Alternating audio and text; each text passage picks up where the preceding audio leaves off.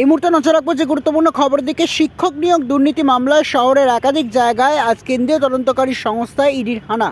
যে গুরুত্বপূর্ণ খবরের দিকে এই মুহূর্তে নজর রাখতেই হচ্ছে, ফের সাত সকালে শিক্ষক নিয়োগ দুর্নীতি মামলায় শহরের একাধিক জায়গায় কেন্দ্রীয় তদন্তকারী সংস্থা ইডির হানা।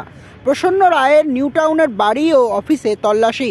ইতিমধ্যেই প্রসন্ন রায় সিবিআই এর হাতে গ্রেপ্তার হয়েছে এবং বর্তমানে সুপ্রিম কোর্ট থেকে তিনি সবেমাত্র জামিন পেয়েছেন।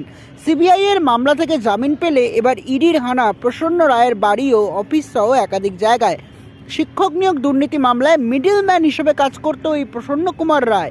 ইডি সূত্রে যেমনটা খবর পাওয়া যাচ্ছে, প্রায় 400টিরও বেশি জায়গায় সম্পত্তি রয়েছে এই প্রসন্ন কুমার রায়ের। তার সম্পত্তির কী সোর্স তা নিয়ে এবার তদন্তে নেমেছে কেন্দ্রীয় তদন্তকারী সংস্থার ইডির আধিকারিকেরা।